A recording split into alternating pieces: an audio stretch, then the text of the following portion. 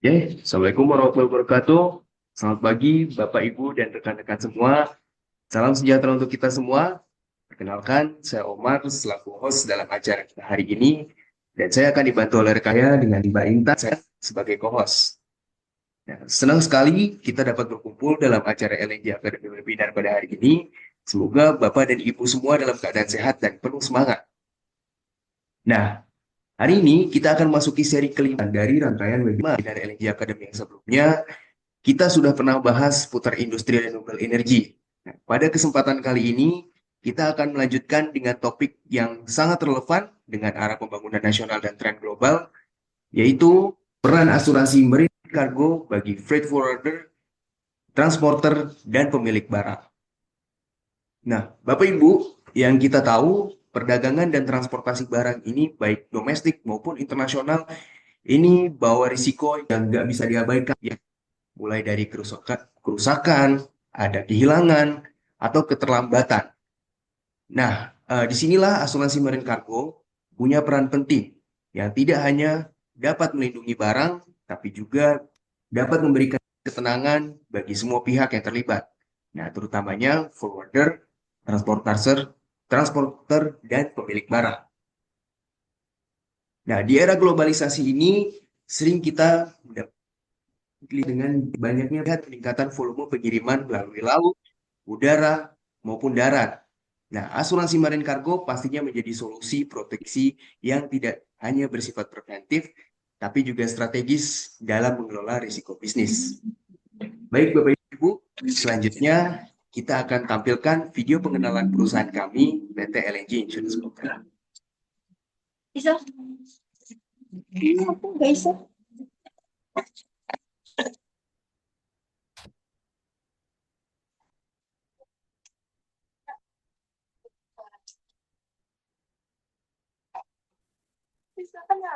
Bapak Ibu, izinkan kami memperkenalkan diri.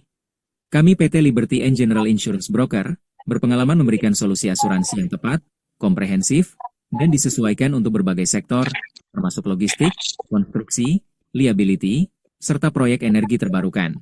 Sejak didirikan pada tahun 2006, kami telah beroperasi selama 19 tahun, menghadirkan layanan asuransi yang terpercaya. Kami terdaftar dan diawasi oleh Otoritas Jasa Keuangan, sehingga setiap layanan yang kami berikan berada dalam regulasi yang jelas dan aman. Didukung oleh Ligasis, salah satu sistem broker asuransi terkemuka, kami mampu memberikan layanan yang efisien dan profesional.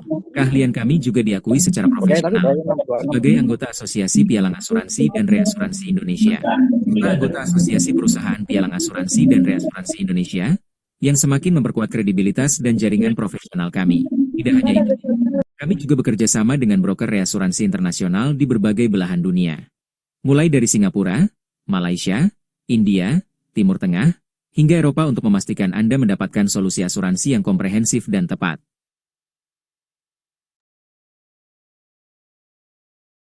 Baik, Bapak Ibu, itu tadi video perkenalan mengenai perusahaan kami. Nah, selanjutnya untuk membahas topik kita hari ini, kita sudah bersama salah satu tokoh senior di industri asuransi Indonesia, yaitu dengan Pak Taufik Arifin. Mungkin dari Bapak Ibu sudah ada yang kenal beliau. Beliau adalah pendiri dan CEO dari LNG Insurance Broker dengan pengalaman lebih dari 40 tahun di bidang asuransi. Nah, tak terkecuali dalam menangani kebutuhan proteksi untuk pengiriman barang. Nah, mari kita saksikan video profil beliau berikut ini.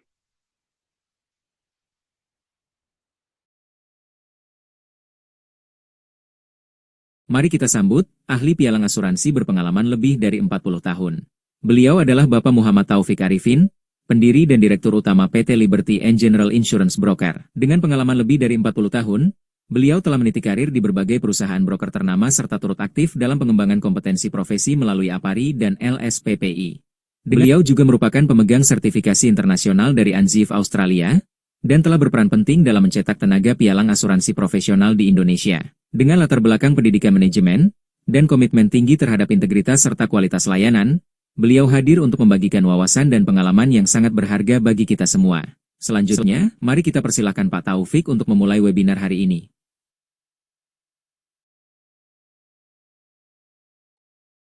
Baik, Assalamualaikum warahmatullahi wabarakatuh. Salam sejahtera untuk kita semua. senang sekali pagi hari ini saya bisa bertemu dengan rekan-rekan semua. Saya perhatikan banyak yang dari Surabaya, dari Sumatera, dari eh, Jakarta, dan dari tempat-tempat lain. Eh, Tadi sudah diperkenalkan, saya berpengalaman 40 tahun di bidang asuransi. Sebagian besar saya ada di broker asuransi, lebih kurang 35 tahun sampai hari ini. Yang menarik jadi broker asuransi itu adalah saya bisa memahami risiko hampir berbagai jenis industri, berbagai jenis kegiatan, kemudian membuat formulasi, kemudian merancang program asuransi yang sesuai, dan yang paling menyenangkan adalah kalau terjadi kecelakaan, klaimnya diurus dan klaimnya dibayar. Itu menurut saya kebahagiaan yang terbesar sebagai seorang broker asuransi. Nah, kita tahu di Indonesia asuransi masih belum menjadi prioritas di dalam kehidupan kita sehari-hari. Kita masih banyak menganggap resiko itu masih bisa diatasi. Kalaupun perlu asuransi, kita menganggap itu belum saatnya sekarang. Tapi semakin ke sini, kita semakin sering melihat berita-berita kecelakaan-kecelakaan, bahkan belakang ini, minggu ini, banyak sekali berita kecelakaan kapal tabrakan. Kemudian 2 minggu yang lalu baru saja kita mendengar berita eh, salah satu pesantren di Jawa Timur ambruk, puluhan orang meninggal, dan sebagainya. Di internasional juga kita mendengar kemarin, saya rasa minggu lalu, berapa hari yang lalu, sebuah kapal tanker yang sedang diperbaiki di Batam meledak, berapa orang meninggal dan rusak. Nah, Bapak dan Ibu, sebenarnya resiko itu terjadi setiap saat. Hanya saja itu belum terjadi ke kita atau belum terjadi ke dekat-dekat dengan kita. Tetapi itu terjadi. Ya, pengalaman kami dari LNG misalnya, sekarang itu setiap minggu 2-3 laporan kecelakaan yang terjadi. Nah, sebagian besar dari kecelakaan mobil, alat berat, kargo, pengiriman barang. Jadi pada saat pendahuluan ini saya ingin sharing ke beberapa Bapak dan Ibu kenapa kami di LNG ini ada sesi sharing namanya, knowledge sharing. Nah, kita nggak langsung menawarkan asuransi, kami lebih senang memulai dengan menjelaskan risk management untuk mengetahui, menyadarkan kita semua bahwa resiko itu ada dan terjadi, setiap hari malah terjadi. Ya, seperti kami sampaikan tadi, di perusahaan kami yang broker bukan terlalu besar, tetapi 2-3 kasus klaim baru itu dilaporkan setiap hari. Ya, ada yang sedang kami proses, mungkin saya sharing juga. Yang terbesar klaim kami yang sedang kami proses, hampir 70 miliar itu kerusakan di proyek pembangkit listrik. Kemudian yang lebih kecil dari itu juga sedang berproses, yaitu salah satu alat berat terbakar, nilainya hampir 7 M, itu juga sudah hampir selesai. Kemudian ada klaim yang 1,5 miliar juga. Kalau yang di bawah 1 miliar itu banyak sekali. Ya, tentu di atas 100 juta mungkin kami sedang memproses kira-kira ada hampir 30-40 klaim. Namanya. Jadi Bapak dari poin saya adalah resiko itu terjadi. Resiko itu ada. Ya. Nah, yang ingin kami sampaikan adalah jika risiko itu terjadi pada kita, apa yang persiapan yang kita lakukan. Nah, salah satunya adalah asuransi. Asuransi bukan berarti bisa mengatasi semua risiko yang terjadi, tapi fungsi asuransi adalah mengatasi dari segi financial, dari segi pembiayaan. Misalnya, klien kami yang kerusakan di proyek pembangkit itu, ya dia harus memperbaiki turbin namanya. Turbin itu dia harus perbaiki, udah hampir 10 tahun, datangkan servis dari Jerman, nah itu biaya sangat besar. Nah, bayangkan kalau mereka harus membayar sendiri, berarti mereka harus mencadangkan uang atau pinjam uang sehingga proyeknya berlangsung. Nah, juga untuk proyek-proyek yang Nah, sekarang hari ini, tapi Omar sudah sampaikan, kami memang tahun ini merencanakan 10 webinar, yang sudah 5 ini yang keempat, mungkin sampai akhir tahun, sepertinya mungkin kita masih akan ada 2 seri lagi. Seri berikutnya yang sudah kami rencanakan adalah uh, webinar tentang risk management untuk heavy equipment untuk alat berat di mining dan construction. 2 minggu lagi dari sekarang kita akan mudah-mudahan Bapak dan Ibu bisa hadir. Nah, kenapa kami memilih topik hari ini mengenai asuransi marine cargo, yaitu asuransi pengiriman barang. Nah, kegiatan logistik pengirim barang itu mungkin hampir dari sepertiga dari kegiatan bisnis kegiatan ekonomi kita, ya. Dari yang sederhana misalnya logistik pengiriman, kalau kita sekarang mulai online, pengiriman order online, itu termasuk kategori pengiriman juga. Kalau belanja lewat online dikirim diantar, kan selalu dibilang ongkir, ongkos kirim. Nah, ada risiko juga dan perusahaan-perusahaan logistik dan marketplace juga ada program asuransinya. Jadi kalau barang kita yang dikirim hilang, itu kita bisa klaim kalau kita mau bayar preminya. Nah, belum lagi yang konvensional, pengiriman lewat darat, lewat truk, pengiriman barang antar kota, antar pulau, misalnya lewat darat. Nah, saya mudah-mudahan klien kami ada di sini. Salah satu klien baru kami itu justru menghubungkan kami setelah terjadi kecelakaan. Jadi mereka mengangkut komponen dari Jakarta ke daerah Riau sampai di daerah Jambi, eh, barang yang diangkut itu jatuh dan rusak. Dan beliau mengurus hasil klien kami itu mengurus karena ke perusahaan lewat agen biasanya, lewat asuransi. Nah, mereka kesulitan dan nada-nadanya klaimnya akan ditolak.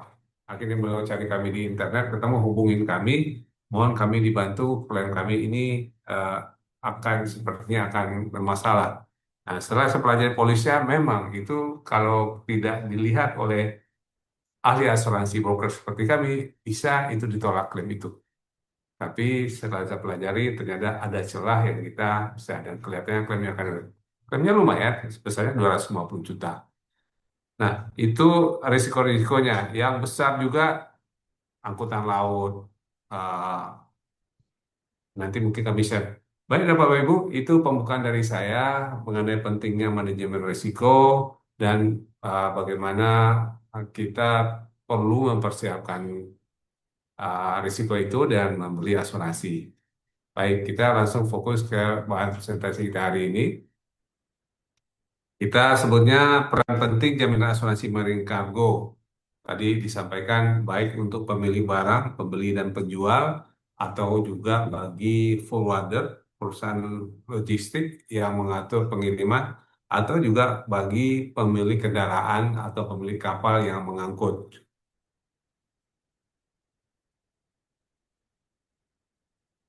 Oke. Kecelakaan dapat terjadi kapan saja. Misalnya, kalau dalam pengalaman kapal tenggelam, truk terguling, gudang terbakar.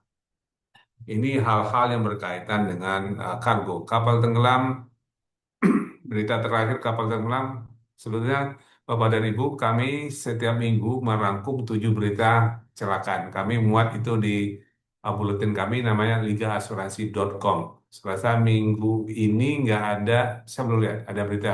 Tetapi sebenarnya hampir setiap minggu di Indonesia itu terjadi kecelakaan kapal, besar atau kecil. Ya. Kecelakaan kapal kita tahu kapal itu namanya risikonya kalau di segi marine atau asuransi namanya perils of the sea, bahaya-bahaya laut. Ya.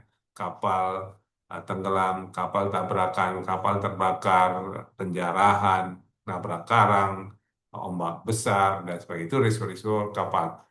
Atau lewat darat, truk terguling. Saya rasa di Indonesia, saya rasa sudah sepakat para pengamat juga, transportasi juga, bahwa di Indonesia risiko truk terguling itu penyebab kecelakaan nomor 1 di Indonesia. Ya, nggak usah lama-lama, mungkin setiap hari juga.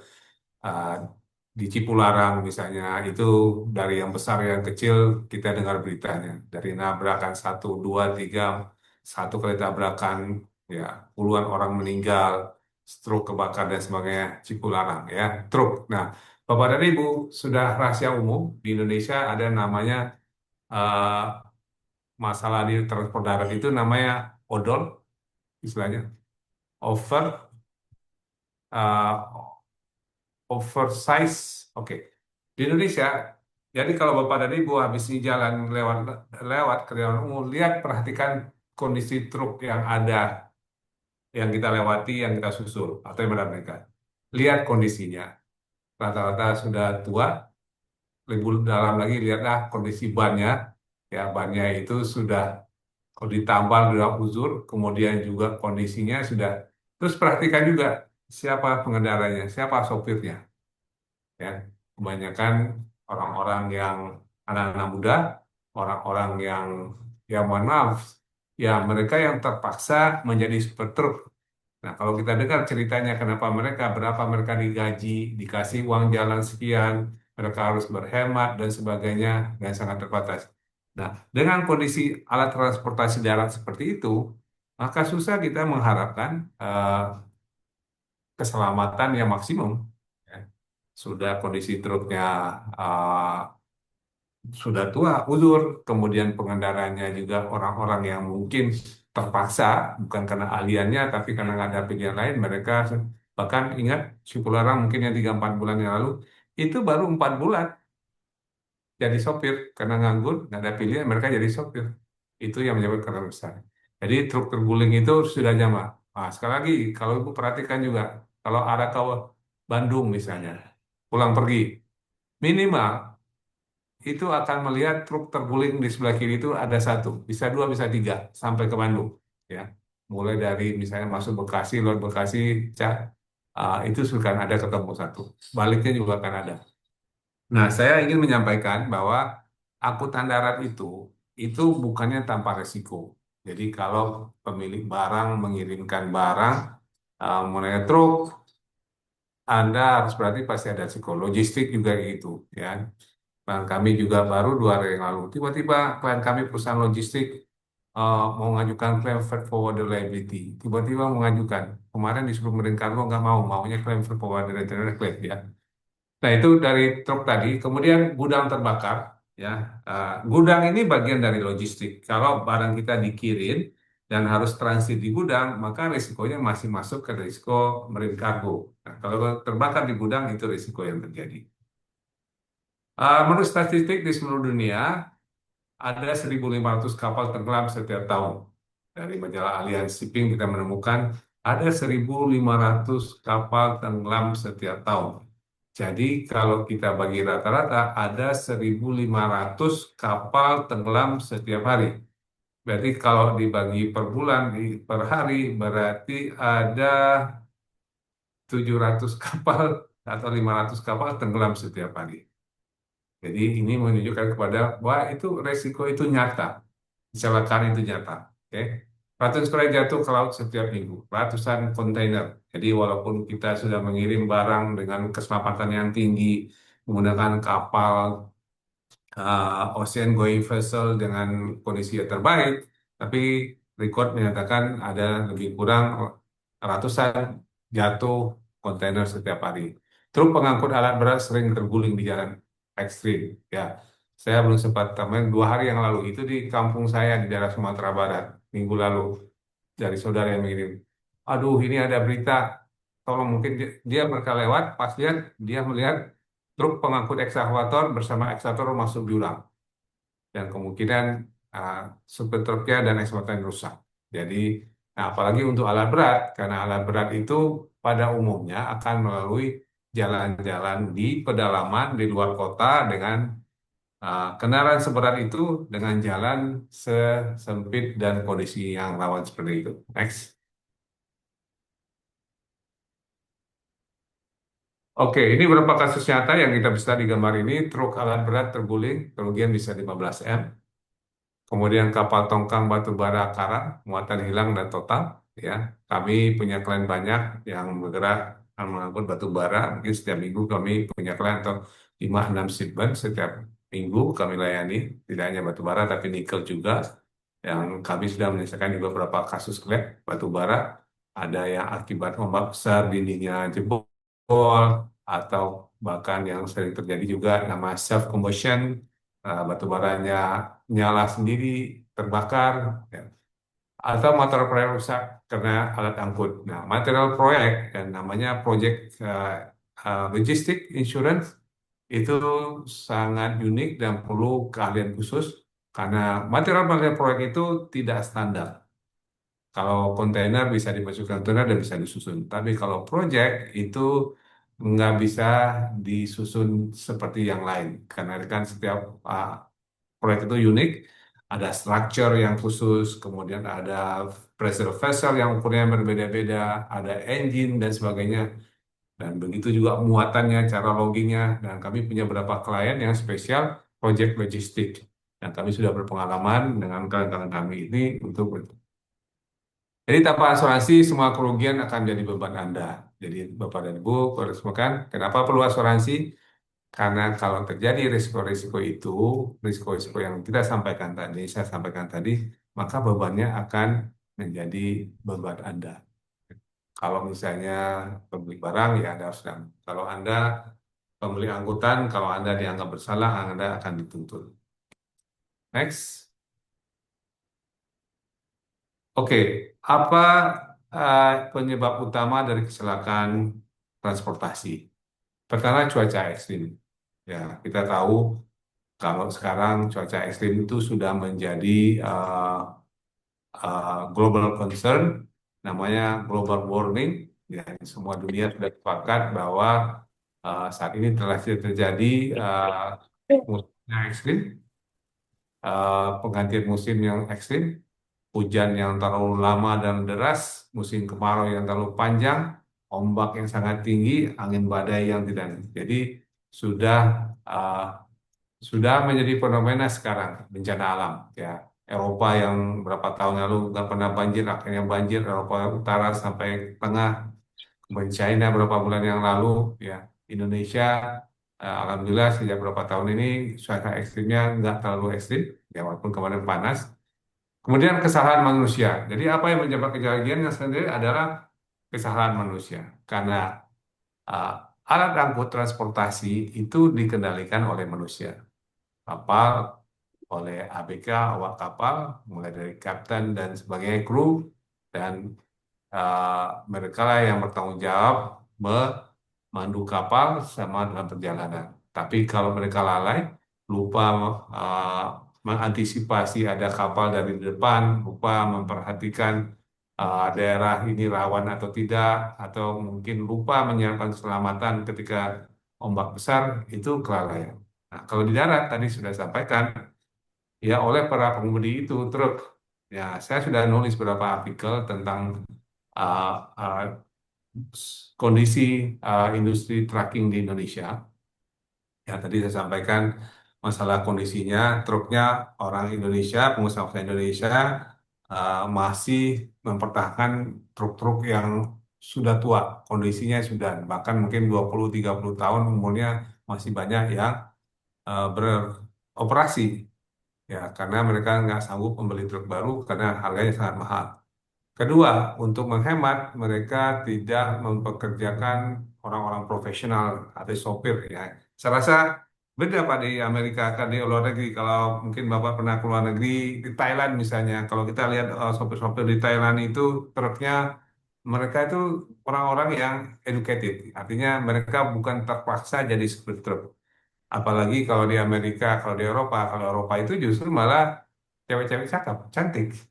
Di Eropa itu senang jadi supir truk. Di Amerika juga orang-orang Indonesia, kalau lihat YouTube, ada beberapa orang yang berprofesi sebagai supir truk. Dan gajinya lumayan, miliar 4.000 sampai 5.000 dolar. Tapi beda sekali di Indonesia. Ya, di Indonesia itu, ya mohon maaf, yang orang-orang yang terpaksa menjadi supir truk. Karena gajinya kecil, resikonya besar. Kalau tertabrakan mereka harus bertanggung jawab, sedangkan mereka dikasih ongkos. Oke, satu trip disediakan 1,5 juta. Di situ bayarlah solar. Kalau rusak, Anda tanggung jawab. Kalau urusan polisi, Anda potong gaji Anda. Itu sebenarnya. Jadi, uh, ya, jadi memang kalau di angkutan Indonesia itu masih tantangan. Kebakaran kapal di pelabuhan, ya. Kebakaran pelabuhan. Saya rasa sudah berapa kali kita melihat di Indonesia, di Semarang beberapa tahun yang lalu, kapal terbakar. Di Batam tadi saya sampaikan kapal yang sedang berada di yard, di dockyard itu terbakar. Ya. Kemudian pencurian dan kehilangan. Nah, pencurian dan kehilangan ini risiko yang dihadapi oleh pengirim-pengiriman barang. Kalau pencurian di laut disebutnya oleh pembajakan, sering terjadi. Eh, Walaupun belakang ini mungkin tidak separah tahun lalu, ada tempat-tempat di Indonesia, di Selat Melaka, di Pulau apa namanya Bahala atau apa, ada penjahat yang naik ke atas kapal dan mengambil barang. Ya. Eh, tapi kalau di darat kita mengenal juga barang hilang, namanya bajing loncat, ya, atau naik ke atas truk mengambil barang kita, atau perampokan. Bahkan di Indonesia sering pernah terjadi barang yang hilang bersama truknya. Truknya dirampok, barangnya dan truknya hilang. Ya. Barang rusak karena penanganan yang kasar. Rough handling itu juga risiko. Risiko rough handling ketika bongkar muat, uh, uh, memuatnya yang secara kasar, berbanting saja, tidak melihat kiri kanan, kemudian buru-buru turun juga dilempar. Nah, barangnya dalam kotak kita nggak tahu begitu diterima sudah rusak. Itu rough handling. Oke, oke, next. Nah, saya tadi di depan sudah menyampaikan mengenai risiko yang bisa terjadi. Apa yang risiko akibatnya? Nah, sekarang apa solusinya? Apa solusinya terhadap risiko-risiko yang dihadapi oleh pemilik barang, pembeli maupun jual, atau oleh pemilik transportasi atau logistik? Solusinya adalah asuransi marine cargo, asuransi angkutan barang. Nah, untuk diketahui, asuransi marine cargo ini adalah asuransi pertama di dunia modern ini. Dimulai tahun 1666 di Lloyd's of London disebutnya. Jadi kalau Bapak nanti ada waktu, bisa lihat. Ini adalah jenis asuransi pertama yang dibuat di Indonesia yang sampai hari ini masih berlaku.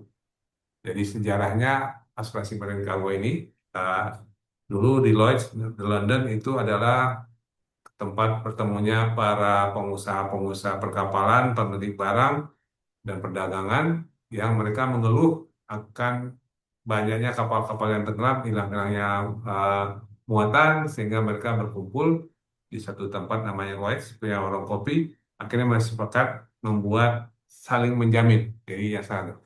Nah, hari ini ya berarti 660 berarti sudah hampir 400 tahun polis ini. Nah, apa yang dijamin oleh asuransi marine cargo adalah asuransi pengiriman barang adalah segala risiko-risiko yang terjadi selama dalam perjalanan.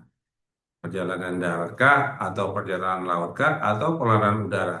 Di mana dalam polis itu pihak asuransi menyatakan akan menjamin kerusakan dan kehilangan atas barang yang dikirim ini uh, sesuai dengan persyaratan yang ditentukan. Nah, ketentuan polis itu ada ketentuannya. Jadi Bapak dan Ibu ada persyaratan yang harus dipenuhi yang di dalam polis asuransi. Nah, sayangnya tidak mudah untuk memahami apa yang dijamin oleh polis asuransi atau apa isi jaminannya. Ya, ketika masyarakat membeli, oke saya beli asuransi, mana polisnya. Nah, tapi kalau di dalam polis itu banyak sekali persyaratannya. Menjamin ini tapi tidak menjamin ini. Menjamin penjawab ini tapi tidak menjamin karena ini. Dijamin segini bukan segini dan sebagainya. Nah, Bapak dan Ibu, itulah tantangannya ketika membeli polis asuransi. Jadi kebanyakan masyarakat tidak memahami polis asuransi. Nah, bagaimana solusinya?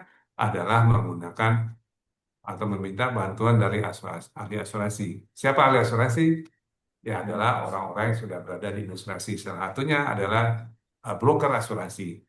Karena broker asuransi sudah ditugaskan oleh otoritas jasa keuangan untuk mendampingi nasabah-nasabahnya ketika berurusan dengan asuransi. Mungkin akan kita bahas ya lebih lanjut gitu ya. Oke, apa yang dijamin oleh polis asuransi cargo adalah menjamin kehilangan atau kerusakan barang selama pengangkutan melalui laut dan tadi saya sampaikan modal apapun. Jadi kalau kita sudah beli asuransi, apapun eh, alat angkut yang digunakan itu menjadi bagian. Nah, banyak yang bertanya, kalau misalnya itu barangnya dikirim ke luar negeri, pertama lewat darat, dimuat di gudang, di pabrik, lalu naik truk, lalu sampai di pelabuhan, pelabuhan naik lagi ke atas kapal, kapal dalam perjalanan. turun lagi di pelabuhan, dari pelabuhan ke tujuan akhir, itu asuransinya berapa kali? Nah, cukup satu kali. Karena polis asuransi itu berlaku from original uh, original location to final destination. Atau kalau di dalam biasa di dalam Incoterm disebutnya from warehouse to warehouse. Jadi kalau uh, digabungkan semuanya itu dengan satu polis.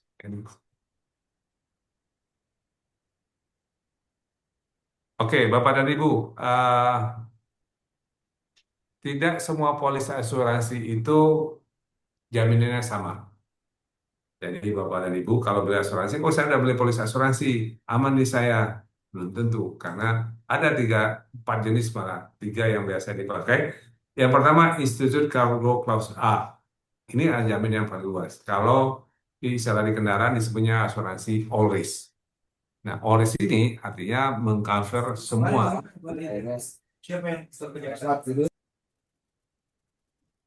Oke, semua jenis asuransi yang sifatnya adalah sudden unforeseen and unforeseen. Sudden itu tiba-tiba dan tidak diketahui sebelumnya. Jadi sepanjang kerusakan itu terjadi akibat resiko yang tak terduga-duga, yang tidak pernah diantisipasi sebelumnya, itu adalah di cover dalam asuransi uh, ACCA Clause A, ORIS. Jadi misalnya tadi kita risiko ketika loading naik ke atas kapal, ke atas truk di gudang, tiba-tiba jatuh pada saat angkat. Itu di cover di dalam polis all risk. Kemudian ketika dalam perjalanan dari gudang menuju pelabuhan, truknya bertabrakan, barangnya rusak, itu diganti. Atau ketika sampai di pelabuhan, diangkat naik kren ke atas kapal, krennya putus, barangnya jatuh dan pecah, diganti. Kalau naik ke atas kapal dalam perjalanan kapalnya karam tenggelam, di cover dan sebagainya. Dan sebagainya. Itu adalah di dalam ACCA ORIS. Nah, saya tidak semua asuransi bersedia memberikan jamin ACCA. Beberapa pertimbangannya, pertama jenis barang yang kita angkut, kemudian juga jenis kendaraan yang kita gunakan atau jenis alat angkut yang kita gunakan. Misalnya kalau kita menggunakan kapal kargo, ocean going vessel, kan asuransi sebagian besar setuju menggunakan ACCA karena luas. Tapi kalau menggunakan kapal terbuka seperti LCT atau tongkang, asuransi tidak bersedia memberi jaminan A. Karena jaminan A ini termasuk juga pencurian dan pembongkaran. Sedangkan kalau di kapal LCT, misalnya kapal yang terbuka, itu pencurian tidak di cover. Nah, jenis asuransi berikutnya adalah Institut Clause B, yaitu lebih sempit dari A, ada batasan-batasannya, ya terutama ini cocok atau asuransi setuju untuk asuransi B ini kalau menggunakan uh, kapal tongkang atau paling tongkang juga jarang, biasanya adalah jenis LCT. Yang kita tahu perbedaan tongkang dan LCT, kalau LCT itu satu kapal menyatu, hanya saja dia pakarnya terbuka. Sedangkan bars, tuck and bars itu tongkang yang ditarik. Jadi takbutnya menarik, sedangkan ada tali yang menghubungkan belakang tempat tongkangnya. Nah, sehingga awak kapal tidak punya kendali terhadap pencurian kalau kehilangan barang terhadap barang yang ada di atas tongkang. Jadi asuransi tidak mau biasanya. Nah, yang tersempit adalah si C. C itu terbatas, ya, terbatas. Dia tidak mengcover saat bongkar muat, tidak tercover juga saat pencurian, tidak mengcover juga ada beberapa persyaratannya di sini. Nah, yang terakhir war and strike clause itu biasanya kalau di Indonesia biasanya kita uh, nggak diperlukan kecuali kapal kita atau barang kita akan dikirim melalui daerah-daerah perang. Misalnya kalau mau mengirim barang ke Timur Tengah lewat Teluk, kawasan Teluk itu yang rawan perang biasanya perlu diperluas dengan risiko perang. Contohnya misalnya waktu perang berkecamuk beberapa bulan yang lalu, beberapa kapal kargo diserang oleh uh, dari Yaman, dari mana dan terbakar itu masuk ke dalam kategori war. Jadi Bapak dan Ibu, ini jadi saya ingin sampaikan polis asuransi Marine Cargo itu tidak sama isinya. Jadi Bapak Ibu harus pastikan mana yang ditawarkan kepada Ibu dan kenapa menawarkan itu. Nah, salah satu di sini adalah bagaimana itu kan tadi kapal. Kalau angkutan darat itu namanya land transit. Kalau land transit itu dia always. Nah, jadi kalau misalnya klien saya kemarin kecewa, itu sebetulnya seharusnya dia dapat land transit. Tapi oleh agen yang menjual kepada klien kami ini, di transfernya ACCC. Yang untungnya setelah saya pelajari masih ada celah untuk bisa diganti. Karena ACCC itu sangat sempit. Oke, next, kita lanjut. Oke, ini secara umum, Bu. Jadi polis asuransi itu, cara membaca polis asuransi itu, ah, ada hal-hal yang tidak di-cover. Selalu dalam polis itu ada namanya bagian namanya pengecualian atau hal-hal yang tidak dijamin. Saya lebih mudah menjelaskan ini eh, apa namanya secara hukum. Itu misalnya di dalam Islam ada hukum semua halal dimakan kecuali yang dikecualikan. Misalnya yang diharamkan makan babi, makan darah, makan bangkai, misalnya uh, hewan melata itu tidak cover, ya, tidak boleh. Nah, selain itu boleh. Nah, kira-kira di asuransi juga gitu. Apa saja yang tidak di cover oleh polis asuransi, lihatlah di pengecualiannya. Nah, pengecualian umum itu adalah kemasan rusak sejak awal. Misalnya, kalau barang kita kemasannya itu sudah rusak sebelum dikirim, itu asuransi nggak mau cover. Atau barang tidak sesuai dengan dokumen. Ya, dokumennya mengatakan tipe A, tapi yang dikirim adalah tipe B. Ya. Kemudian keterlambatan pengiriman, itu kita nggak bisa komplain. Misalnya diperkirakan barang akan sampai dalam 1 minggu, tapi datangnya adalah 2 minggu, sehingga ada kehilangan opportunity akibat keterlambatan itu. Maka akibat keterlambatan itu tidak bisa dikomplain dan tidak bisa diklaim ke asuransi. Kemudian kesalahan kontraktual. Nah, kesalahan kontraktual itu yang memang di dalam kontraknya sudah ada perjanjian, bukan karena tiba-tiba dan tak terduga, tapi memang sudah ada di dalam kontraknya. Misalnya kayak penalti tadi. Kalau barang tidak nyampe sampai tanggal sekian, maka pemilik barang akan kena penalti oleh pembeli misalnya. Nah, karena keterlambatan itu bisa disebabkan karena kecelakaan dan sebagainya, tapi penaltinya tetap nggak bisa di-cover. Asuransi hanya mengganti kerusakan yang terjadi, bukan akibat lanjutan dari kecelakaan itu. Atau asuransi yang kelima juga tidak mengcover force major atau perluasan-perluasan. Kalau tidak diperluasan, ada perluasan force major itu kayak risiko perang tadi. Kalau polisnya tidak diperluas risiko perang, maka risikonya tidak di-cover. Oke, next. Nah, Bapak dan Ibu, ini yang sering terjadi, eh, klaim ditolak. Polis asuransi sudah dibeli, tapi ketika mengajukan klaim, ternyata klaimnya tidak disetujui, tidak tolak. Nah, kenapa itu terjadi? Ya, pertama, laporan segera. Standar polis asuransi mengatakan laporan harus disampaikan dalam waktu 3 kali 24 jam sejak kejadian. Nah, masalahnya menurut pengalaman kami, keterlambatan ini bisa disebabkan karena awak kapal atau petugas yang ada di sana tidak pernah tahu bahwa ada ketentuan ini. Ya, katakan kecelakaan kalau di darat, misalnya kecelakaan seperti klien kami, kecelakaannya di Jambi. Ya, mereka kecelakaan, mereka coba atasi sendiri, dan mereka nggak tahu kalau asuransinya ada, dan mereka juga nggak tahu isi polisnya ada harus dilaporkan. Mereka baru kerusakan ini baru ketahui pemilik barang nelfon kok barang nggak sampai-sampai. Oh ya, ini 4 hari yang lalu kecelakaan di Jambi, ya, misalnya gitu. Nah, dilaporkan setelah 5 hari, kemudian sudah terlambat.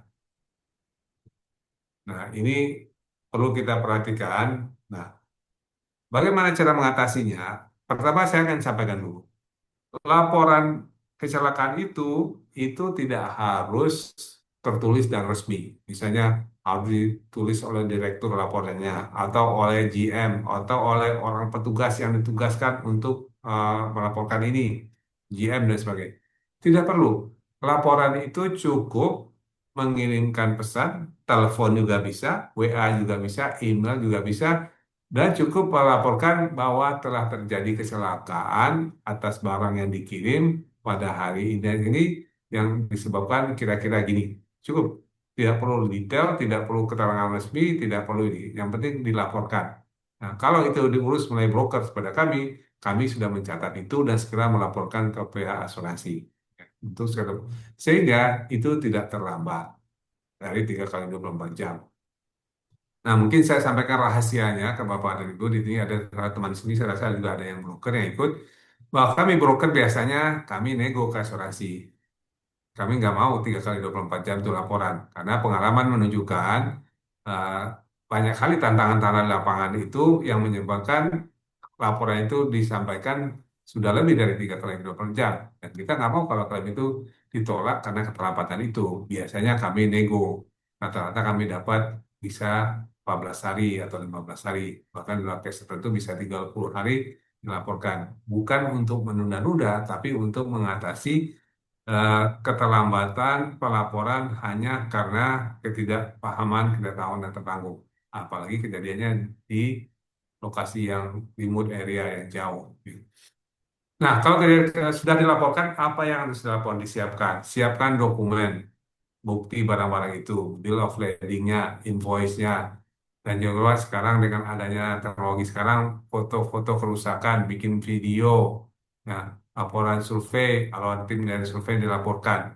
Itu bukti-bukti bahwa telah terjadi kecelakaan dan juga uh, bukti barang itu benar-benar diangkut dan sebagainya.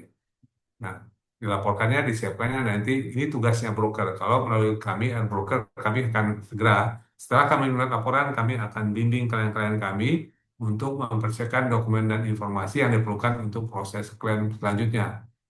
Nah, kalau sudah berkoordinasi dengan broker dan Bapak dan Ibu saya ingin sampaikan juga, broker itu bertanggung jawab mengurus klaim Bapak dan Ibu. Oke, bukan hanya menjualkan polis asuransi, bukan hanya merancang polis asuransi, tapi broker juga bertanggung jawab mengurus klaim. Bapak dan Ibu cukup menyampaikan informasi-informasi yang diperlukan. Karena informasi klien pasti yang tahu, bukan kami. Tapi kami kasih tahu, tolong ya tanya BIL, invoice, foto, tolong disiapkan, tolong dokumen itu dikirim ke kami yang akan berurusan dengan perusahaan asuransi, kami yang ke klaimnya. Nah, Nah, biasanya kalau klaim itu besar, besar itu sekarang mungkin di atas 100 juta, perusahaan asuransi biasanya tidak mengurus sendiri klaim itu. Perusahaan asuransi akan meminta lembaga resmi yang terdaftar di OJK namanya loss adjuster atau loss surveyor. Loss adjuster inilah yang akan mewakili perusahaan asuransi, ditunjuk oleh perusahaan asuransi untuk mengurus klaim ini. Nah, mereka itu orang ahli klaim, mereka tahu, mereka paham isi polis, mereka tahu secara teknis. Nah, untuk itu, uh, broker akan mewakili Bapak dan Ibu berhubungan dengan loss adjuster ini. Kenapa? Karena banyak pertanyaan, banyak informasi yang akan diminta, yang mungkin Ibu akan nggak paham maksudnya apa. Atau bisa juga salah kasih dokumen. Nah, salah kasih dokumen itu bisa berpotensi klaimnya nggak dibayar, misalnya. Oh, kalau laporannya ini nggak dibayar malah, benar kan? Nah, di sini kami broker sebagai konsultan, sebagai perwakilan dan tertanggung, kami yang mengevaluasi, mereview dokumen-dokumen apa yang diinginkan oleh asuransi, oleh loss adjuster. Dan kami kenal dengan loss adjuster, sehingga bahasanya apa dan semuanya kami bisa sampaikan sesuai dengan standar operationnya broker loss adjuster, sehingga mereka mudah mengambil keputusan. Empat, setelah semua survei, dokumen lengkap, langsung persiapan pembayaran. Nah, banyak pertanyaan kepada kami sebagai broker, berapa lama nih proses klaimnya kalau klaim terjadi? Oke, saya sampaikan seperti ini prosesnya itu. Pertama, laporan klaim dulu. Sesegera mungkin setelah laporan, katakan sehari 2 hari dilaporkan, maka broker akan memproses lebih lanjut, akan berhubungan dengan pihak asuransi, sambil mengumpulkan dokumen. Nah, biasanya itu perlu 1 minggu sejak kita laporkan, sejak ada eviden laporan ini diterima oleh asuransi, asuransi akan menjawab, oke, klaimnya akan kami proses. Untuk itu, karena nilai besar, kami akan menunjuk loss adjuster. Kami akan menunjuk loss adjuster 1, 2, 3. Nah, biasanya kalau kami broker itu punya mengusulkan daftar loss adjuster yang akan kita gunakan. Di Indonesia lebih kurang ada 40 perusahaan loss adjuster. Kami biasanya menominasikan 5 saja di antara semua teman-teman kami semua, tapi biasanya polis hanya membolehkan 5. Nah, 5-5 ini adalah loss adjuster yang kami sudah kenal. Kami sudah pernah bekerja sama sebelumnya untuk klaim-klaim yang lain, sehingga komunikasi lebih enak. Nah, Bapak dan Ibu, 1 minggu baru ada tanggapan dari asuransi, 1 minggu juga proses penunjukan loss adjuster. Mungkin loss adjuster baru mulai merespon itu di minggu ketiga atau bahkan minggu keempat. Nah, apa yang dilakukan loss adjuster? Kalau mereka sudah kerja, dokumennya dievaluasi, biasanya mereka akan survei. Jadi mereka di bulan kedua itu baru akan survei. Survei, mereka mengumpulkan data. Kalau data cepat terkumpul, mereka pulang bikin laporan. Mungkin perlu waktu 1 bulan lagi. Mereka keluar dengan menghasilkan laporan surveinya. Laporan surveinya berisi, oh ya, klaim ini diganti, eh, biaya penggantian seperti ini, angkanya segini, dijelaskan, ini yang rusak, ini yang diperbaiki, ini nggak perlu diganti. Misalnya kita hitung estimasi kerugian kita itu 500 juta, setelah dilihat oleh asuransi, oh enggak, ini cuma 400 juta. Nah, biasanya angka itu, perbedaan itu adalah perlu kita negosiasikan. Nah, kami atas nama klien, bersama klien juga bersama asuransi ya, dengan loss adjuster, kita negosiasi. Kenapa? Anda, kami minta 500, Anda tawarkan 400. Oh iya, yang ini sebetulnya nggak perlu diganti. Ini mesti diperbaiki. Ini sebetulnya begini-begini sebagainya. Nah, beberapa hal kita paham, karena tidak, kalau akhirnya kesalahan kesepakatan biasanya nggak lama, seminggu 2 minggu kita sepakat. Kalau sepakat katanya 450, sudah. Begitu kita sepakat, maka Jusatnya mengatakan nama final report. Nah, final report itu diajukan ke asuransi, dan kita oleh asuransi ditawarkan oleh kita, dan kita berikan diminta tantangan persetujuan. Kalau kita setuju, maka di bulan ketiga itu selesai prosesnya, dan kita menunggu pembayaran. Nah, dalam ketentuan OJK, pembayaran klaim itu maksimum 30 hari sejak ditandatangani, sejak disetujui. Jadi kalau normal proses klaim itu 3 bulan itu adalah proses dokumentasi dan adjustment, pembayaran 1 bulan. Rata-rata 3 bulan, 4 bulan baru pembayaran. Itu resmi. Tergantung komplikasinya. Kalau klaimnya besar dan rumit, bisa lebih lama. Oke, next.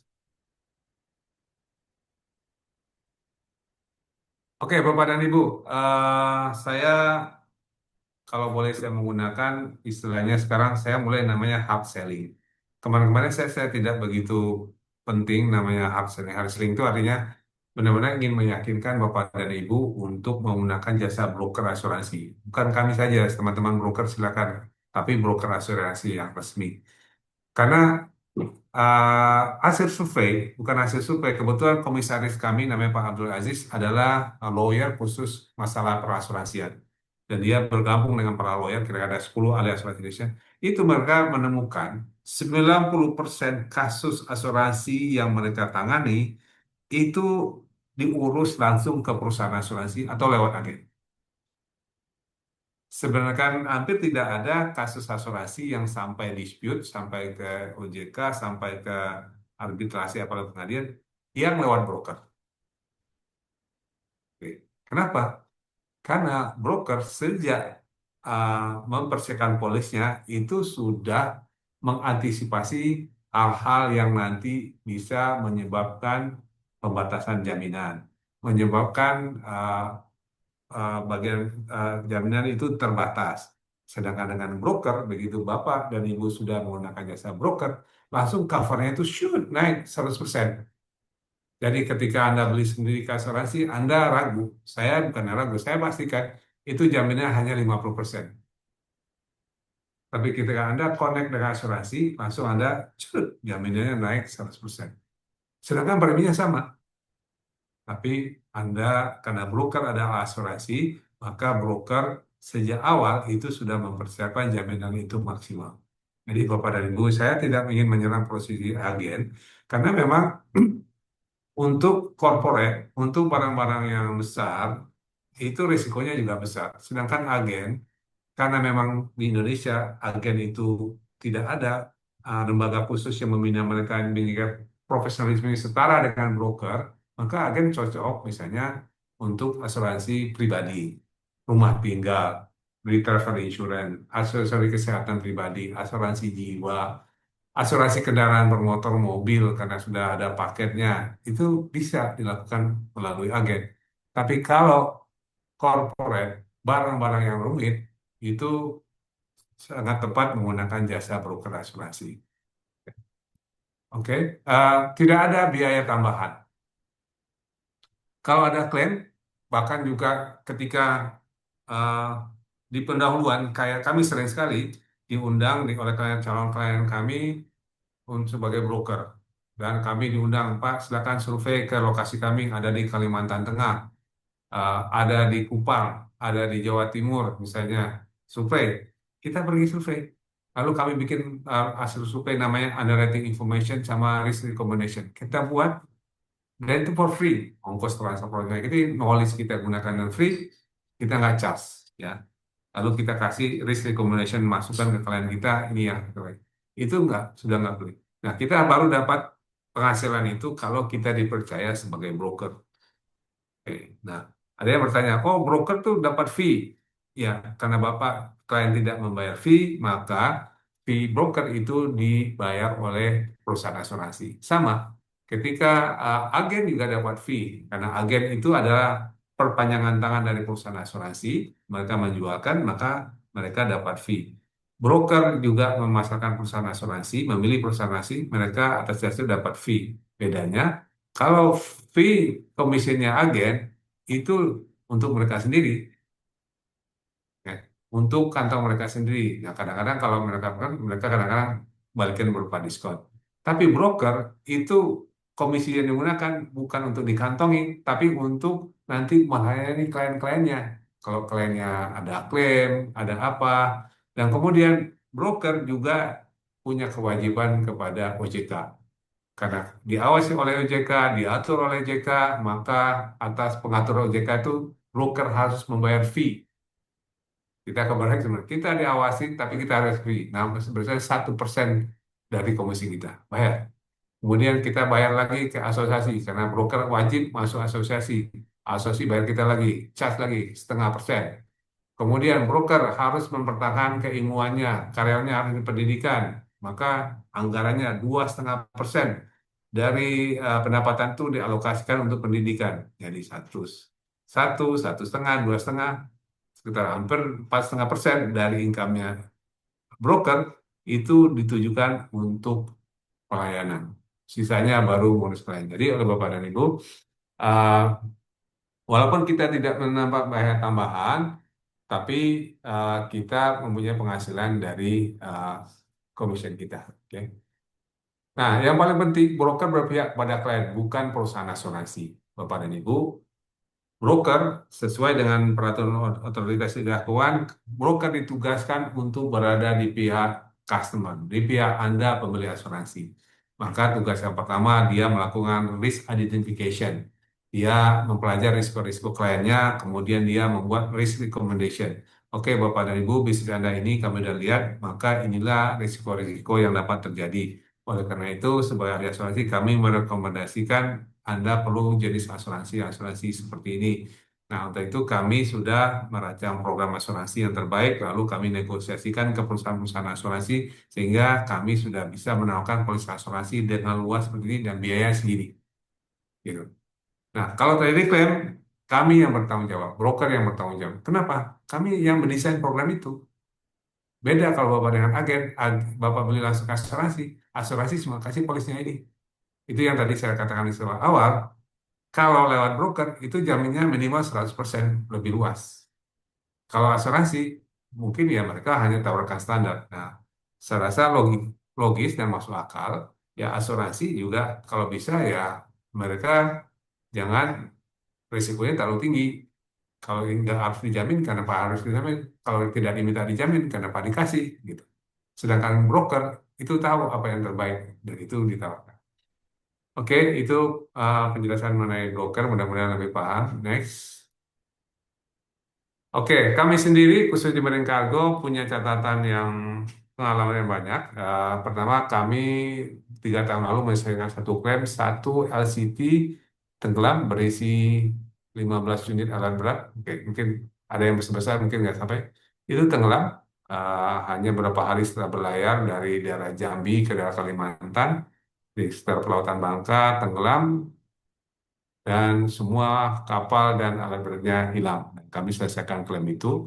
Ini memang agak lama prosesnya karena uh, oh ya, ini saya jelaskan juga. Ini sebetulnya sebagai contoh juga. Polis asuransi ini tidak diurus oleh kami sebagai broker, tapi diurus oleh customer melalui agen. Setelah terkatung-katung sampai 6 bulan, nggak ada bahkan sebelum ditolak, akhirnya mereka minta tolong kami. Nah, ini sebenarnya klien kami, tapi ketika mereka mengurus klaim ini, mereka iseng, iseng, iseng coba orang lain LNG mungkin ini ya kan mereka cari dan mereka kreatif membeli lewat agen. Dan hampir 6 bulan terkatung-katung, akhirnya mereka menunjuk kami dan memang itu kalaulah bukan dengan ilmunya matanya seorang broker asuransi, klaim ini layak ditolak. Tapi alhamdulillah kami pelajari, kami lihat semua baca ada celahnya dan kami selesaikan. Ini selesai dengan baik. Uh, Batu bara hilang disetujui banyak sekali. Kalau batu bara itu mungkin hampir setiap tahun kami 2 atau 3 kali, baik hilang sebagian, kapal terdampar, dinding sobek dan sebagainya. Material konstruksi, saat ini kami sedang memproses klaim. Material konstruksi dikirim dari Surabaya ke Sorong, Papua. Sampai di sana banyak patah-patah, file, itu sedang diproses. Dan dari tahap penyelesaian hari ini, saya rasa dalam bulan ini harusnya sudah selesai. Hampir setiap minggu LNG berhasil menyelesaikan klaim. Jadi dari kargo saja kami banyak. Dan Bapak dan Ibu, saat ini kami mempunyai klien yang rutin namanya Marine Open Policy. Itu yang rutin dengan kami mungkin 50 sampai 60 klien. Yang hampir setiap hari atau setiap minggu, bulan mereka ada pengiriman. Next. Oke, saya lanjutkan lagi untuk menegaskan kalau bagaimana cara mengurus polis asuransi sendiri, perusahaan asuransi, atau melalui broker tadi sudah sampaikan juga. Apa risikonya? Setelah isi proposal, klaim ditolak. Salah isi proposal, salah informasi yang dimasukkan, data yang tidak klaimnya bisa ditolak. Tidak tahu klausula penting. Klausula itu adalah perluasan-perluasan jaminan atau tambahan-tambahan jamin yang bisa ditambahkan ke dalam polis. Nah, yang tahu klausula yang pas, yang hafal dengan klausula, kayak saya misalnya hafal klausula. Klausula itu seluruh jenis asuransi, itu klausula itu hampir 700 klausula. Kargo aja mungkin hampir 100, paling banyak di kargo. 100 jenis klausula-klausula perluasan yang relevan dengan kargo tertentu. Nah, kalau kita tambah klausula itu bisa mempersempit jaminan atau malah membuat klaimnya ditolak. Klaim lama tanpa follow up. Itu kalau tanpa broker atau langsung. Klaim lama tanpa follow up. Kenapa? Kalau Bapak dan Ibu langsung ke perusahaan asuransi ataupun melewat agen, begitu ada klaim, Bapak langsung berhubungan dengan bagian klaim, yang mana Ibu nggak kenal sebelumnya. Apalagi kalau itu diurus oleh adjuster, Anda nggak kenal adjuster juga. Anda tidak bisa memahami apa yang diminta oleh loss adjuster. Salah dokumen, koreksi lagi, oh ini bukan yang ini, bukan ini, minta klarifikasi ini, akhirnya lama. Nah, akhirnya lama dan mungkin diklaim bayar di sini. Tidak tahu hak sebagai tertanggung. Misalnya, dengan tidak memulai polis, tidak tahu hak sebagai tertanggung, sebenarnya kita bisa mengklaim ini, tapi karena kita tidak dikasih tahu, ya asuransi juga nggak mau kasih tahu, ya, dan sebagainya. Nah, terakhir, ya broker perlindungan dari kesalahan fatal. Jadi dengan menggunakan broker, Bapak dan Ibu terhindar dari kesalahan fatal dan bisa diklaim. Next. Oke, Bapak dan Ibu, saya di sini tadi sejak awal-awal saya juga mengundang teman-teman Bapak pemilik yang rutin mengeluarkan pengiriman seperti klien-klien kami atau juga freight forwarder uh, uh, forwarder, yaitu namanya Marine Open Policy. Kalau perusahaan Bapak dan Ibu rutin melakukan pengiriman sebulan berapa kali, jumlahnya besar, sudah saatnya mempunyai namanya Marine Open Policy, yaitu polisi induk yang bersifat otomatis. Eh, Kalau ada pengiriman, langsung terjamin polisnya, walaupun belum sempat dilaporkan. Yang penting kita sudah punya polisi induk dan kita sudah sepakat.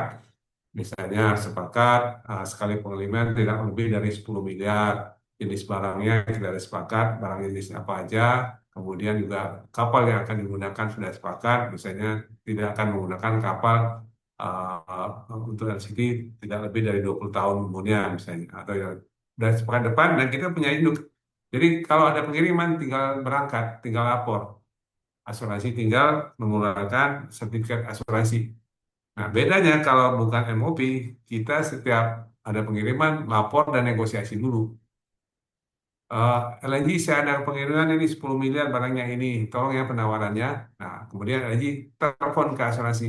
Saya ada klien yang mau pengirim ini nih, siapa yang bisa? Nah, yang mungkin bisa, tapi perlu waktu. Nah, sayangnya pengalaman kami, itu klien-klien kami bering kargo, nelponnya itu hari Jumat, Jumat siang lagi. Ya. Yang mana asuransi udah siap-siap mau libur Sabtu, Minggu. Ya. Nah, biasanya kalau memang nilainya besar dan berat unit, kita mohon maaf kita nggak bisa berikan penawaran karena asuransi juga sudah tidak bisa lagi memproses lebih lanjut. Akhirnya tidak ada cover dan terpaksa berangkat tanpa asuransi atau menunggu sampai hari Senin. Kalau menunggu sampai Senin, rasanya itu demorage dan sebagainya risikonya. Nah, dengan adanya Marine Open Policy, anytime, 1 minggu pun Anda silakan berangkat. Laporkan aja hari Senin hari berikutnya, langsung itu cover otomatis, kita keluarkan polis atau cover. Manfaat lain dari Marine Open Policy adalah preminya lebih kompetitif karena kan kita sudah seperti kontrak jangka panjang, bulk buy kalau udah borongan, kan? Misalnya kalau Bapak setahun ada 12 kali shipment, rata-rata sekali shipment 5 miliar, berarti ada 60 miliar nilai pertanggungannya. Asuransi oke lumayan, berarti kita kasih yang kompetitif, dikasih kompetitif rate-nya. Gitu. Nah, itu beberapa manfaat dari Marine Open Policy. Baik, Bapak dan Ibu, next sudah apa ya? Terima kasih banyak atas perhatiannya. Eh, Mudah-mudahan penjelasan saya bisa dipahami. Mohon maaf mungkin terlalu cepat atau kurang detail. Dapat kita diskusikan. Kalau Bapak Ibu ada pertanyaan, saya undang untuk menyampaikan pertanyaan dan mudah-mudahan saya bisa jawab dan jelaskan. Silakan, Omar. Ya, baik, terima kasih banyak Pak Taufik atas materi yang luar biasa insightful tadi. Semoga apa yang disampaikan tadi bisa membuka perspektif baru buat Bapak Ibu semuanya mengenai asuransi di industri logistik dan forwarder. Nah, baik Bapak Ibu, sekarang kita masuk ke sesi tanya jawab. Bagi Bapak Ibu yang ingin bertanya bisa langsung tulis pertanyaannya di kolom chat atau bisa menggunakan fitur raise hand untuk bertanya. Jadi nanti bisa langsung open mic. Nah, untuk pertanyaan nanti bisa langsung dijawab oleh Pak Taufik. Silakan Bapak Ibu. Sepertinya di sini di kolom chat udah ada beberapa pertanyaan ya.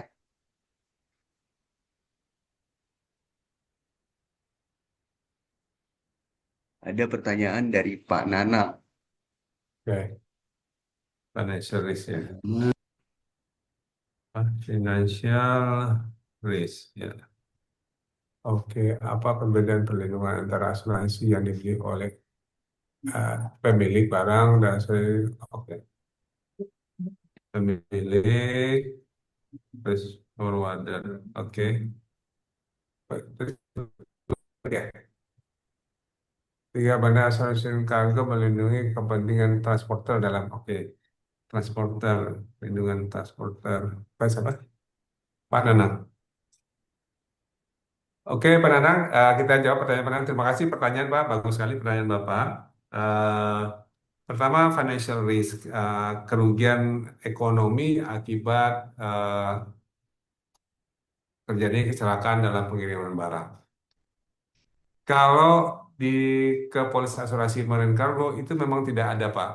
Jadi asuransi marine cargo tidak memberikan penggantian financial aid. Tapi ada solusinya di asuransi, dijamin di asuransi freight forwarder liability. Jadi yang disalahkan bukan ke ininya, tapi dijaminnya ke forwarder, freight forwarder liability. Kalau terbukti forwarder itu bertanggung jawab atas kecelakaan itu. Bisa ada contohnya begini, kami pernah ada klien dulu pengiriman trafo dari Bekasi ke Sumatera Utara. Lalu trafo itu berat, harganya $1 juta. Ketika sampai di Jambi, truknya terguling dan trafonya rusak, uh, dan harus diganti. Harus diganti, eh, akhirnya karena trafonya sudah diasuransikan oleh perusahaan asuransinya, asuransinya mengganti trafo itu. Nah, kemudian perusahaan asuransinya menuntut ke forwardernya. Forwardernya menuntut tidak hanya kerusakan terhadap trafo yang 1 juta itu, terhadap biaya-biaya lain juga, biaya lain itu. Walaupun akhirnya eh, klaimnya tidak berhasil, tapi risiko itu bisa dilarikan ke forward liability. Jadi khusus untuk financial risk, kalau marine cargo tidak mengganti risiko kehilangan pendapatan, consequential financial risk, tapi bisa dijamin di dalam polis forward liability. Forward liability itu dibeli oleh forwardernya, perusahaan forwarder.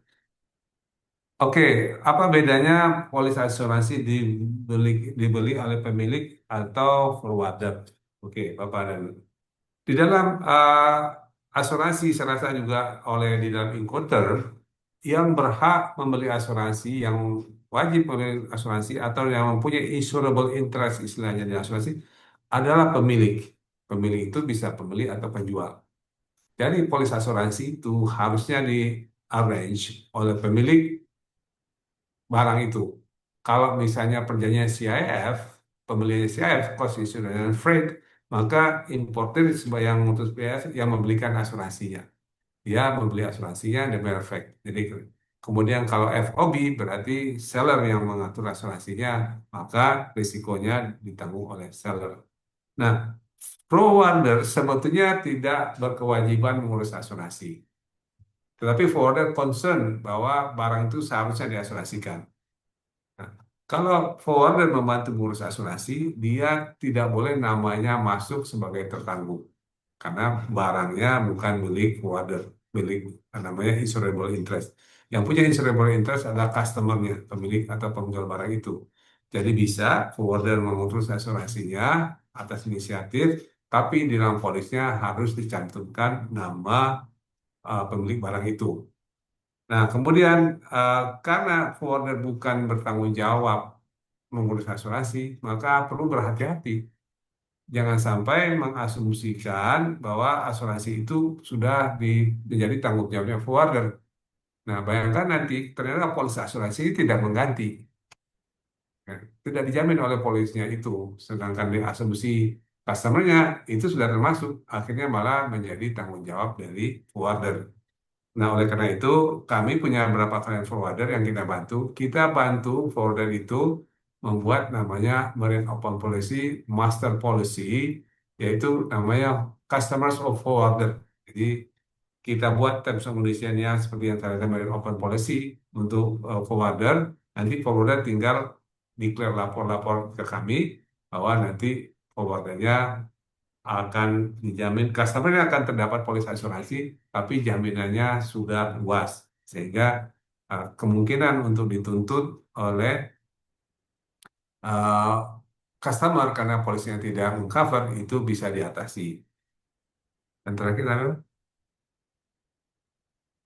tiga, bagaimana Marine Cargo melindungi kepentingan transporter. Oke, transporter. Oke, transporter sebenarnya tidak bertanggung jawab untuk asuransi uh, barang.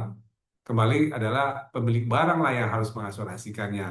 Nah, tapi ada fenomena baru nih Bapak-Bapak, dan saya rasa ini harusnya dikelirkan. Banyak sekarang, terutama perusahaan-perusahaan logistik itu kontrak dengan pemilik-pemilik truk bahwa dalam kontraknya itu pemilik truk juga harus bertanggung jawab atas kerusakan dan kehilangan barang. Ya. Sehingga inisiatifnya forwarder membeli freight forwarder liability.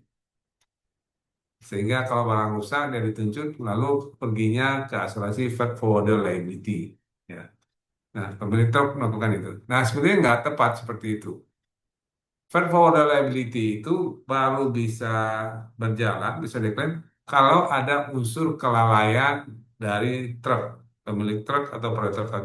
Kedua, ada tuntutan resmi dari pemilik barang kepada transporter atas kelalaian dan kesalahan. Ini hanya faktor kesalahan dan kelalaian sehingga bukan kontraktual ya Pak. Kalau kontraktual misalnya seperti tadi sudah ada dalam perjanjiannya. Ya sebenarnya kan kayak ada klien kami itu dia mengangkut udah kontrak 1 tahun menyediakan sekian puluh truk untuk angkut barang ini. Tadi dalam kontraknya sudah ada. Kalau perusahaan angkutan barang ini tanggung jawab dari transporter mereka pemilik truk. Nah sebetulnya yang tepat uh, tapi klien ini maksa pada kami belinya freight forwarder liability dan sudah ada klaim. Baru 2 minggu polis asuransinya langsung udah laporan ada klaim. Ya. Nah, saya lihat itu nggak tepat kalau klaimnya itu ke freight forwarder liability. Dia harusnya berinisiatif juga, walaupun itu perjanjiannya kepada pemilik barang risikonya ada dia tepatnya beli asuransi atas nama kliennya itu Pak. Jadi sebenarnya kaitan kemarin kargo, pemilik kargo eh, tidak bisa mengasuransikan, tapi bisa dituntut. Nah, kalau mau dituntut, namanya beli freight forwarder liability, cargo liability. Gitu. Mudah-mudahan penjelasan jelas Pak Nanang tadi. Sekali lagi, siapa? Oke, Ada dari Pak Albert. Pak siapa? Apa Albert, bagaimana caranya agar forwarder bisa mendapatkan premi yang efisien? Efisiensi di sini tidak berarti harus asam murah, tapi lebih ke tepat guna sehingga forwarder tidak salah pilih proteksi yang lindungi. Oke, saya jawab yang ini dulu. Ya betul Pak, sebetulnya forwarder itu punya posisi yang strategis untuk mendapatkan premi yang bersaing untuk kepentingan kliennya. Kan saya dengar juga beberapa forwarder itu juga menawarkan paket asuransi. Nah, caranya seperti yang saya sampaikan penjelasan sebelumnya, forwarder membuat program master policy, namanya Marine Open Policy, untuk kepentingan customer-customernya. Ya, misalnya minta tolong kepada kami LNG, kami adalah project logistik, maka kami sering menggunakan akan mengangkut barang-barang seperti ini dengan jenis kapalnya seperti ini dari sini-sini. Setahun kami punya target sekian pengiriman. Nah, budget Bapak itu kasihkan kepada kami LNG, lalu kami buatkan uh, uh, Marine Open Policy-nya kami negosiasikan ke asuransi. Nah, nanti karena dilihat volumenya besar dan Bapak sebagai forwarder itu bisa mengkoordinasikan, lalu kami nanti buatkan namanya master policy-nya, Marine Open Policy-nya, standby kepada Bapak. Ya, karena limitnya, misalnya kalau proyek logistik itu kan bisa besar. Sekali jalan bisa $2 juta, $5 juta. Dan tidak mudah sebetulnya untuk dapatkan asuransi. Tapi kalau kita komit, sekarang dari depan ini kita ada nego ke asuransi, oke, Marine Open Policy, walaupun di depan kita sudah perjanjian asuransi. Nanti misalnya 2 bulan lagi akan ada pengiriman sebesar ini. Covernya sudah on. Jadi poinnya di sini Pak, bisa Bapak uh, mendapat pembelian yang efisien, yang efektif, itu dengan cara membuat marine open policy, dan kami broker siap, tapi sekali tujuannya adalah untuk kepentingan customer. Bapak hanya sebagai arranger, sebagai beneficiary-nya atau instrumental tetap adalah customer, apakah penjual atau pembeli. Oke, next. Bagaimana alur klaim asuransi jika terjadi insiden? Bagaimana peran broker? Oke.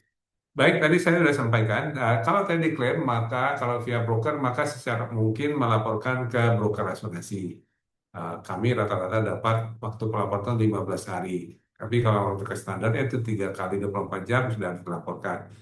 Nah, melaporkan itu tidak harus lengkap, laporkan saja via WA, pakai email, telepon juga boleh. Nggak usah detail dulu apa, laporkan misalnya barang kami yang diangkut oleh kapal ini rusak. posisinya ada di sini, tolong dicatat.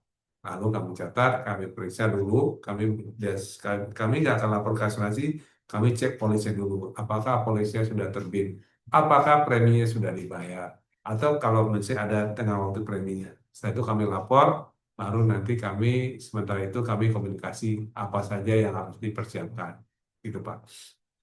Nah, tadi saya sudah sampaikan waktunya berapa lama. Kalau klaimnya tidak terlalu besar, dan 3 sampai 4 bulan harusnya sudah ada pembayaran. Tapi kalau berarti dan rumit, kita perlu bicara ke adjuster mungkin agak lama.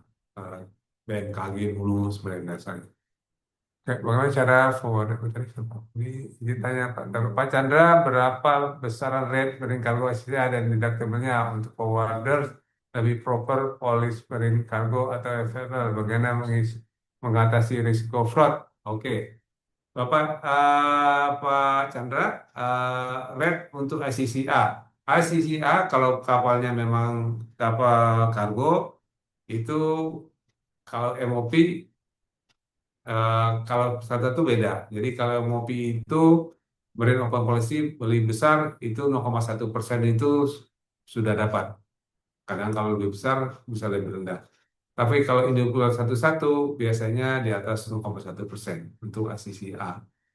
Eh, tapi kembali lagi itu saya katakan itu eh, eh, depan semua orang ya artinya mungkin marketnya segitu. Tapi kalau khusus mungkin kita bisa bicara.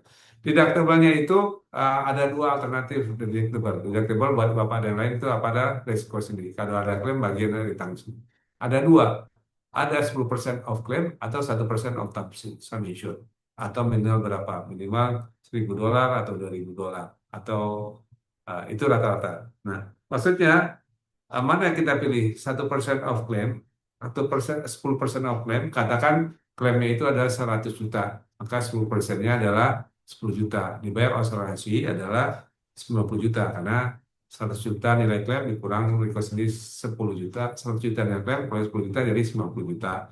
Tapi ada istilah lain yang biasanya tapi kami kurang suka, yaitu 1% of total submission.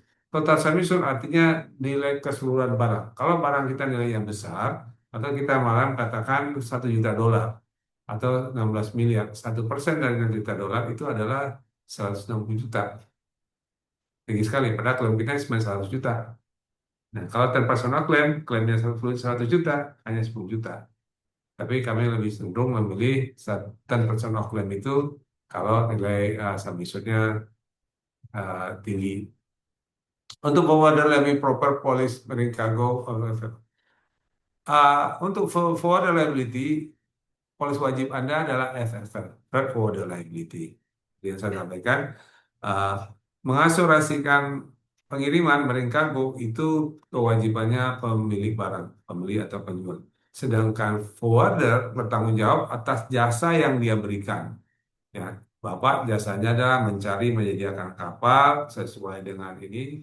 Bapak memilih kapal-kapal yang tentunya sesuai dengan. Kemudian Bapak menyusun rutenya, Bapak mengurus pabean dan sebagainya. Kemudian untuk melindungi diri sendiri, forwarder itu atas kesalahan dan kelalaian dalam menjalankan tugas sebagai forwarder, maka dia melindungi dirinya dengan freight forwarder liability. Ada 4 di situ, ada cargo liability, ada fine and penalties, ada third party liability, ada 4 gitu. Jadi hal-hal yang bisa dituntut oleh customer kepada third forwarder liability sebagai penyelenggara. Ya, sebenarnya pengaturan nih, misalnya ternyata ketika menggunakan kapal rutenya salah ketik. Ya, harusnya forwarder mengirim itu lewat via Batam, tapi via Kalimantan bisa didenda. Itu salah destination, salah entry itu termasuk jadi risikonya forwarder liability. Atau salah menggunakan metode bongkar muat. Bapak menyerahkan klaimnya 50 ton, harusnya 100 ton. Karena 50 ton terjungkal barangnya besar, cargo liability Bapak di-charge. Bisa kayak gitu. Itu. Jadi menurut saya yang wajib dimiliki oleh setiap forwarder adalah forwarder liability. Seperti kami juga, broker asuransi punya asuransi professional indemnity. Saya dari tadi bicara menjelaskan semuanya Mungkin ada yang nanti rekamnya kita bikin, oh ternyata Pak Taufik itu salah dalam memberi masukan. Sebenarnya nggak kayak begitu covernya. Karena saya ikutin nasihatnya Pak Taufik, saya akhirnya rugi. Nah, saya juga di charge. Klien sih biasanya. Kalau kliennya klaimnya nggak dibayar nih, ternyata LNG nggak, ini salah. Saya dituntut. Nah, kami sudah punya asuransinya professional indemnity. Kalau atas kesalahan dalam memberikan masukan dalam proses asuransi, klien kami dituntut, kami sudah ada professional indemnity insurance. Fraud, fraud ini fraud fraud di kargo. Kalau fraud yaitu pencurian biasanya. Fraud itu kalau dilakukan oleh kebanyakan dilakukan oleh karyawan sendiri atau orang sendiri. Nah, rata-rata fraud itu tidak di cover dalam marine cargo. Fraud itu bisa di cover di dalam polis lain namanya eh, kalau di marine, kalau di non marine namanya adalah fidelity guarantee insurance, fidelity guarantee insurance atau asuransi ketidakjujuran. Karena fraud ini kan biasa dilakukan oleh orang kita sendiri atau orang yang kita kenal.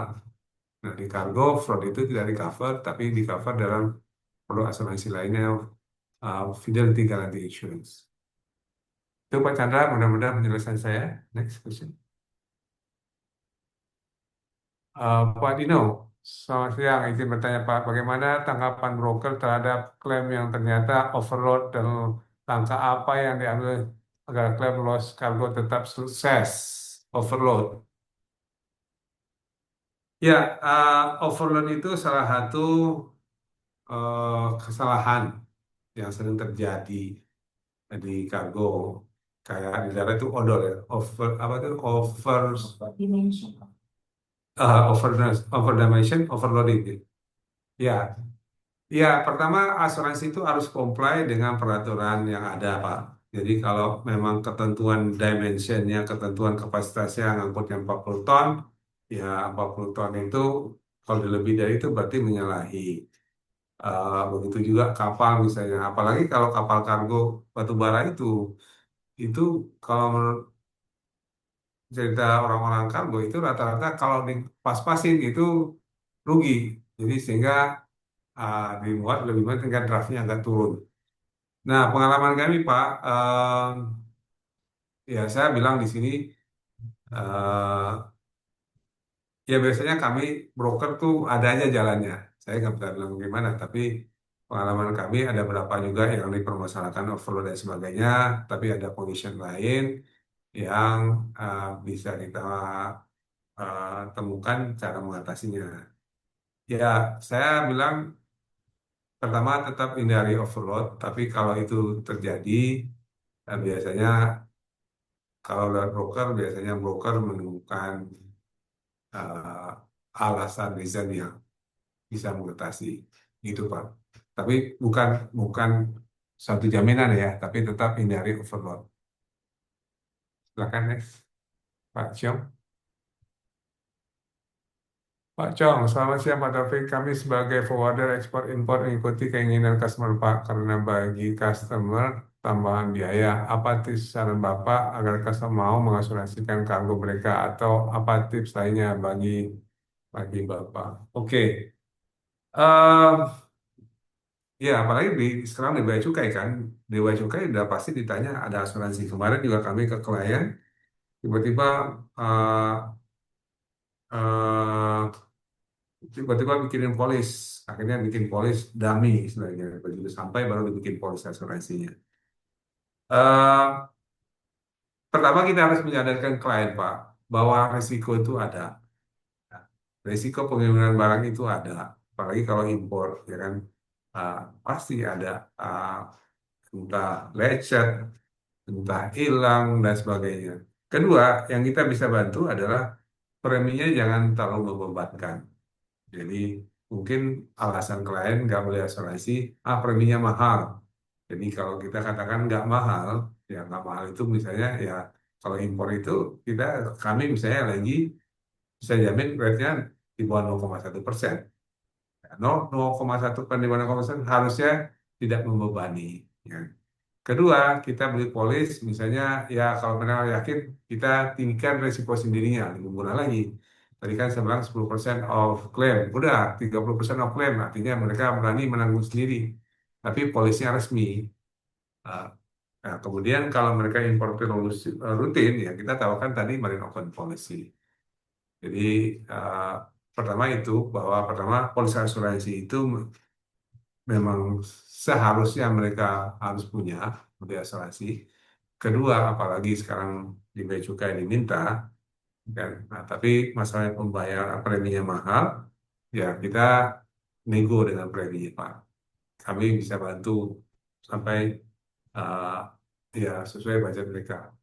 Ya kan saya dengar untuk dokumen kecil aja sekarang ada asuransi. Kalau kami nggak bisa ya Pak ya. Ada beberapa asuransi yang bisa ditelepon terbit juga. Biayanya juga nggak sedikit, 1 juta juga untuk polis dummy itu. Itu Pak Cong, mudah-mudahan penjelasannya. Next. Baik, Bapak dan Ibu, terima kasih banyak atas kehadirannya. Saya nggak menyangka yang daftar awalnya cuma 18, tapi hadiah alhamdulillah hampir 50 tadi. Senang bisa berbagi dengan Bapak dan Ibu. Mungkin penjelasan saya belum lengkap. Nanti kita bisa diskusi, eh, dan nanti bisa dihubungin, ada ya di nanti Omar share ke tempat kita bisa diskusi atau kami bisa jelaskan langsung ke tempat Bapak dan Ibu semua. Eh, ya menurut saya asuransi marine cargo, asuransi pengirim barang itu risiko yang sebenarnya nyata. Ya, kalau bisa saya sampaikan, coba saja Bapak dari Ibu di Surabaya di mana-mana saja, ya coba lewat jalan tol, lihat di kanan, itu nggak ada truk itu biasanya yang tidur terbalik, ya. Atau juga uh, lewat laut. Baik, terima kasih Bapak dan Ibu atas kehadirannya. Senang sekali. Insya Allah kami akan seminar berikutnya adalah mengenai asuransi alat berat uh, di Money Construction. Mohon maaf jika ada yang kurang berkenan. Terima kasih. Assalamualaikum warahmatullahi wabarakatuh. Bapak. Baik, Bapak Ibu, sebelum kita akhiri, mungkin kita ada sesi foto bersama dulu. Bagi Bapak Ibu yang masih di sesi ini, boleh di on cam. Ya, kita foto bersama Bapak Ibu.